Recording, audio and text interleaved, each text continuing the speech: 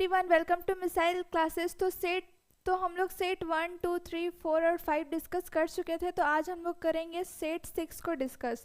तो जो भी सेट 1, 2, 3, 4, 5 को नहीं देखा है वो प्लेलिस्ट में जाकर वो सबको देख ले। तो आइए बढ़ते हैं क्वेश्चन की ओर। हमारा पहला क्वेश्चन है, ज्योतिबा फुले पाठ की रचनाकार कौन है? ज्योतिबा फुले पाठ की रचनाकार कौन है? तो इसकी रचनाकार है सुधा अरोड़ा, यानी कि ऑप्शन नंबर बी जो है इसका करेक्ट आंसर हो जाएगा। ज्योतिबा फुले पाठ की रचनाकार है सुधा अरोड़ा, ऑप्शन बी इसका करेक्ट आंसर हो जाएगा। सुधा अरोड़ा का जन्म कहाँ हुआ? सुधा अरोड़ा जो राइटर है उसका जन्म कहाँ हुआ था? तो उनका जन्म हुआ था लाहौर पाकिस्तान में। कहाँ? लाहौर पाकिस्तान में, यानी कि ऑप्शन नंबर सी जो है इसका करेक्ट आंसर हो जाएगा। सुधा अरोड़ा का जन्म कहाँ हुआ था? तो लाहौर पाकिस्तान में हुआ था। आइए देखते हैं अगला क्वेश्चन। बगैर तराशे हुए की लेखिका कौन है? बगैर तराशे हुए की लेखिका कौन है? तो इसकी राइटर है सुधा अरोड़ा। इसकी राइटर है सुधा अरोड़ा, यानी कि ऑप्शन नंबर बी जो है इसका राइट आंसर हो जाएगा। युद्ध विराम किसकी रचना है? युद्ध विराम किसकी रचना है? तो ये युद्ध विराम की रचनाकार है सुधा अरोड़ा। कौन है? सुधा अरोड़ा, यानी कि ऑप्शन नंबर डी जो इसका है वो करेक्ट आंसर हो जाएगा। युद्ध विराम की रचनाकार कौन है? तो युद्ध विराम की रचनाकार है सुधा अरोड़ा। महानगर की भौतिकी कहानी संग्रह किसने लिखी है? महानगर की भौतिकी कहानी संग्रह किसने लिखी है? तो इसको लिखा है सुधा अरोड़ा ने। किसने? सुधा अरोड़ा ने, यानी कि ऑप्शन नंबर जो ए है इसका करेक्ट आंसर हो जाएगा। आइए देखते हैं अगला क्वेश्चन। काला शुक्रवार पुस्तक की रचना किसने की? काला शुक्रवार पुस्तक की रचना किसने की? तो इसकी रचना की थी सुधा अरोड़ा ने। किसने की थी? सुधा अरोड़ा ने। काला शुक्रवार पुस्तक की रचना किसने की थी? तो सुधा अरोड़ा ने की थी। आइए देखते हैं अगला क्वेश्चन। कांसे का ग्लास किसकी रचना है? कांसे का ग्लास किसकी रचना है? तो ये रचना है सुधा अरोड़ा की। किसकी? सुधा अरोड़ा की, यानी कि ऑप्शन नंबर डी जो है इसका करेक्ट आंसर हो जाएगा। आइए देखते हैं अगला क्वेश्चन। औरत की दुनिया बेनाम दुनिया की औरत लेखों का संग्रह किस पर केंद्रित है? औरत की दुनिया बेनाम, यहाँ बदनाम दुनिया होगा। औरत की दुनिया बदनाम दुनिया की औरत लेखों का संग्रह किस पर है? तो महिलाओं पर। किस पर? महिलाओं पर। औरत का बात हो रहा है तो यहाँ पे महिला इसका राइट आंसर हो जाएगा। किस पर? तो महिलाओं पर, यानी कि ऑप्शन नंबर सी इसका करेक्ट आंसर हो जाएगा। ज्योतिबा फुले और सावित्री बाई के जीवन से हमें क्या प्रेरणा मिलती है? ज्योतिबा और सावित्री बाई के जीवन से हमें क्या प्रेरणा मिलती है? तो हमें किस चीज की प्रेरणा मिलती है उनके जीवन से? तो स्वास्थ्य के स्थान पर सेवा एवं परोपकार की भावना को प्रमुखता देने की प्रेरणा मिलती है, यानी कि ऑप्शन नंबर जो बी है इसका करेक्ट आंसर हो जाएगा। आइए देखते हैं अगला क्वेश्चन। ज्योतिबा फुले की जीवनी में लेखिका ने ज्योतिबा फुले और उसकी पत्नी द्वारा समाज में किए गए किन महत्वपूर्ण कार्यों का उल्लेख किया है? किन महत्वपूर्ण कार्यों का उल्लेख किया है? आइए देखते हैं। शिक्षा संबंधित कार्य, समाज सुधारक संबंधित कार्य, जातिवाद एवं धर्म रूढ़ियोंवादों का विरोध, यानी कि ऑप्शन नंबर डी जो इसका है वो करेक्ट आंसर हो जाएगा। ऑल ऑफ दिस, ये सभी इसका राइट आंसर हो जाएगा। आइए देखते हैं अगला क्वेश्चन। ज्योतिबा फुले के मौलिक विचार किस पुस्तक में संकलित है? ज्योतिबा फुले के मौलिक विचार किस पुस्तक में संकलित है? तो किस पुस्तक में संकलित है? गुलामगिरी, श्वेत कराचे, असुर, सार्वजनिक सत्याधर्म, यानी कि ऑप्शन नंबर जो डी है इसका राइट आंसर हो जाएगा। ऑल ऑफ दिस, इनमें से सभी इसका करेक्ट आंसर हो जाएगा। आइए देखते हैं अगला क्वेश्चन। ज्योतिबा फुले की शादी किस साल हुई थी? ज्योतिबा फुले की शादी किस साल हुई थी? तो ज्योतिबा फुले की शादी हुई थी 1840 में। कब हुई थी? 1840 में ज्योतिबा फुले की शादी हुई थी। कब हुई थी? 1840 में। आइए देखते हैं अगला क्वेश्चन। ज्योतिबा फुले की पत्नी कौन थी? ज्योतिबा फुले की पत्नी कौन थी? तो सावित्री बाई। कौन थी? सावित्री बाई, यानी कि ऑप्शन नंबर जो बी है इसका करेक्ट आंसर हो जाएगा। ज्योतिबा फुले की पत्नी कौन थी? तो उसकी पत्नी थी सावित्री बाई। कौन थी? सावित्री बाई। ज्योतिबा फुले का बहुचर्चित ग्रंथ श्वेतक्रांति असुड़ कब लिखा गया? तो ये पुस्तक ये बहुचर्चित ग्रंथ कब लिखा गया था? तो ये लिखा गया था 1883 में। ये बहुचर्चित ग्रंथ कब लिखा गया था? 1883 में लिखा गया था।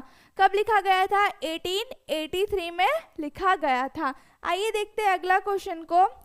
अस्पृश्य जाति के उत्थान के लिए ज्योतिबा ने क्या उपाय किया?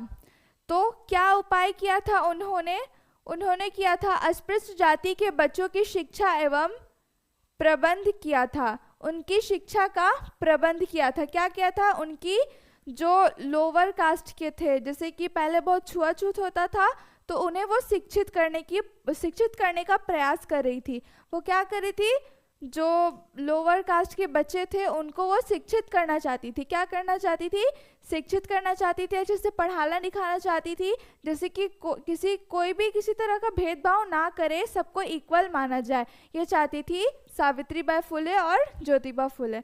आइए देखते हैं अगला क्वेश्चन। ज्योतिबा फुले को महात्मा की उपाधि से किस सन में सम्मानित किया गया? कब उनको महात्मा की उपाधि मिली थी? तो उनको महात्मा की उपाधि मिली थी 1888 में, सन 1888 में, यानी कि ऑप्शन नंबर ए जो है इसका राइट आंसर हो जाएगा। आइए देखते हैं अगला क्वेश्चन। ज्योतिबा फुले ने किस संस्था की स्थापना की थी? ज्योतिबा फुले ने किस संस्था की स्थापना की थी? ज्योतिबा फुले ने किस संस्था की स्थापना की थी? तो सत्याशोधक समाज की स्थापना की थी, यानी कि ऑप्शन नंबर सी जो है इसका करेक्ट आंसर हो जाएगा। आइए देखते हैं अगला क्वेश्चन। जिस परिवार में पिता बौद्ध, माता ईसाई, बेटी मुसलमान और बेटा सत्य धर्मी हो, ऐसे परिवार को ज्योतिबा फुले ने क्या कहा है? ऐसे परिवार को ज्योतिबा फुले ने क्या कहा है? तो आदर्श परिवार कहा है। क्या कहा है? आदर्श परिवार।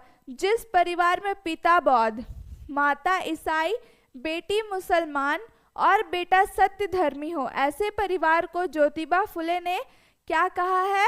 तो आदर्श परिवार कहा है। क्या कहा है? आदर्श परिवार कहा है। आइए देखते हैं अगला क्वेश्चन।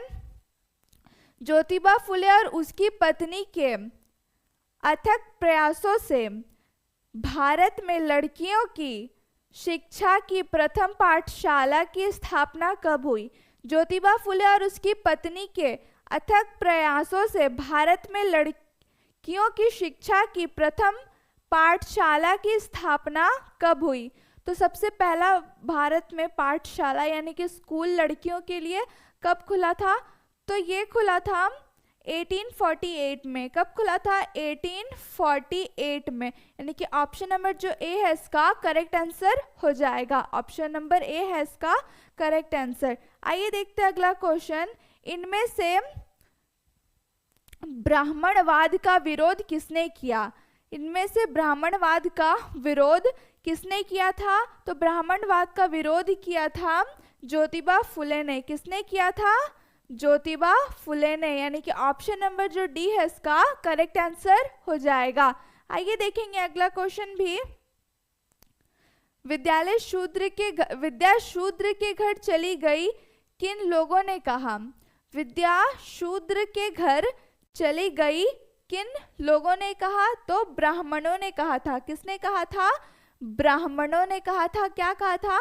विद्या शूद्र के घर चली गई। किसने कहा था? तो ब्राह्मणों ने कहा था। किसने कहा था?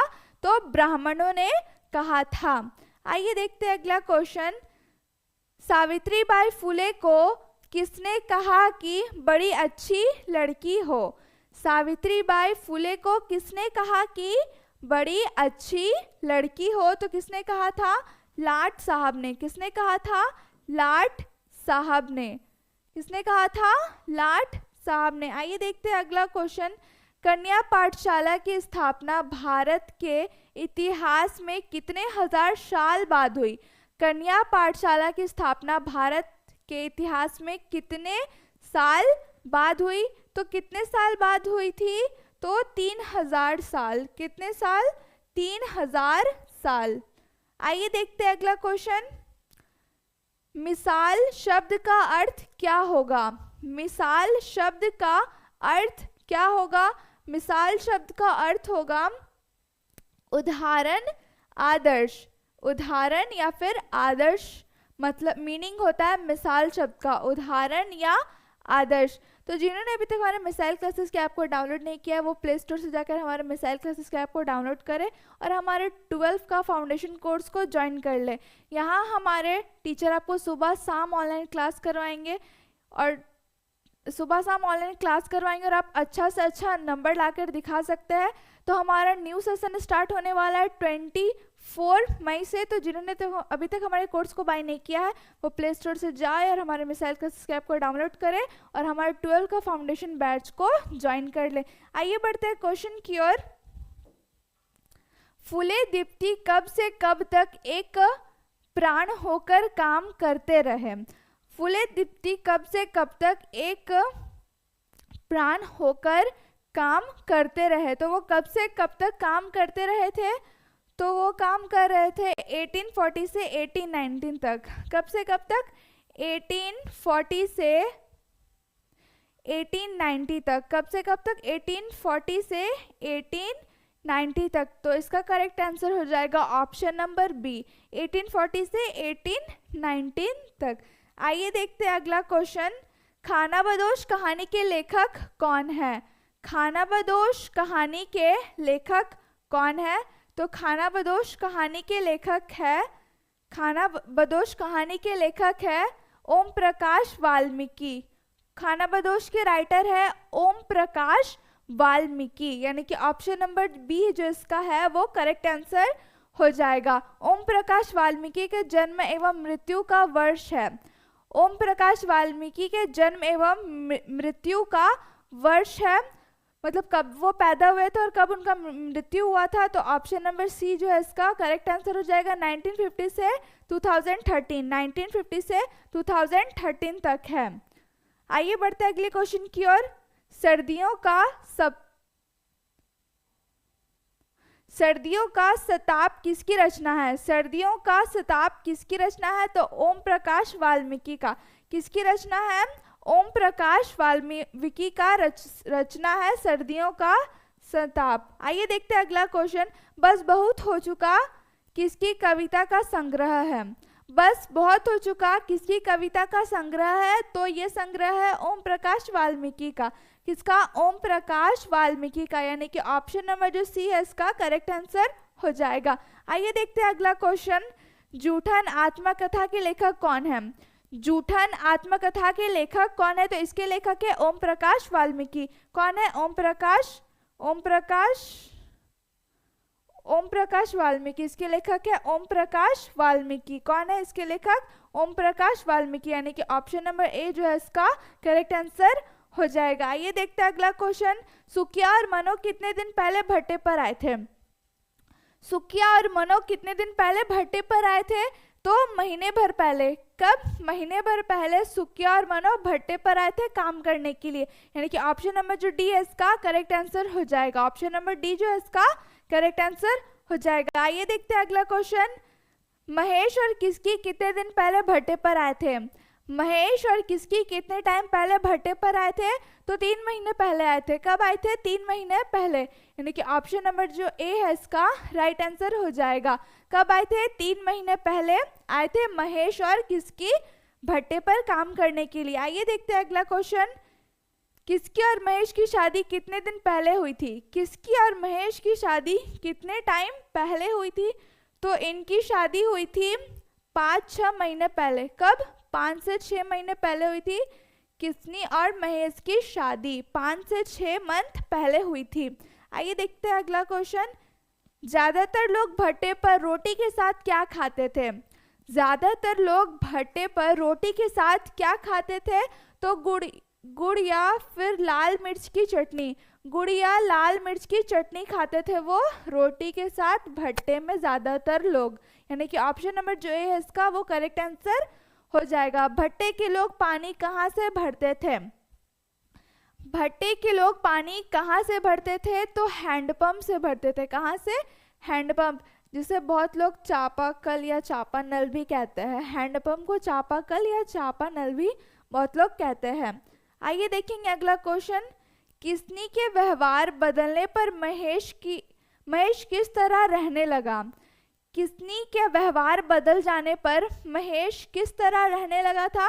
तो गुमसुम रहने लगा था। कैसे रहने लगा था? गुमसुम रहने लगा था, यानी कि ऑप्शन नंबर जो सी है इसका राइट आंसर हो जाएगा। किसनी को सूबे सिंह से क्या क्या मिल गया था? किसकी को सूबे सिंह से क्या क्या मिल गया था? आइए देखते हैं क्या क्या मिला था। कपड़े लत्ते मिले थे, डाइजेस्टर मिला था, साबुन मिला था। इनमें से सभी इसका राइट आंसर हो जाएगा। ऑल ऑफ दिस इसका करेक्ट आंसर हो जाएगा। कितने दिन का काम देखकर असगर ठेकेदार ने सुकिया और मनो को ईंट पाथने का काम दिया था? कितने दिन का काम देखकर सुकिया और मनो को काम पर रखा गया था? तो कितने दिन का काम देखकर रखा गया था? तो सप्ताह भर का काम देखकर रखा गया था। कितने दिन का? सप्ताह भर का काम देखकर उस लोग को काम पे रख लिया गया था। सुकिया और मनो के साथ भट्टे पर और कौन काम करता था? सुकिया और मनो के साथ भट्टे पर और कौन काम करता था? तो जसदेव काम करता था। कौन काम करता था? जसदेव, यानी कि ऑप्शन नंबर जो ए है इसका वो करेक्ट आंसर हो जाएगा। आइए देखते हैं अगला क्वेश्चन। मनो के ना आने पर गुस्से में सूबे सिंह ने किसको मारा था? मनो के ना आने पर गुस्से में सूबे सिंह ने किसे मारा था?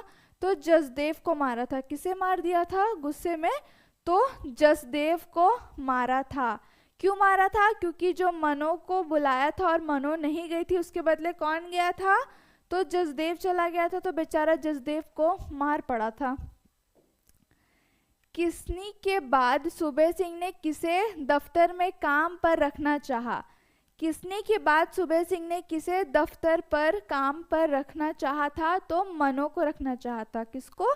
मनो को रखना चाहा था, यानी कि ऑप्शन नंबर जो बी है इसका करेक्ट आंसर हो जाएगा। तो जिन्होंने अभी तक हमारे मिसाइल क्लासेस के ऐप को डाउनलोड नहीं किया वो प्ले स्टोर में जाकर हमारे मिसाइल क्लासेस के ऐप को डाउनलोड कर ले। यहाँ हमारे टीचर आपको सुबह शाम क्लास करवाते हैं और आपको बहुत अच्छे से पढ़ाया जाएगा और आप 12 में अच्छा से अच्छा नंबर लाकर दिखा सकते हैं।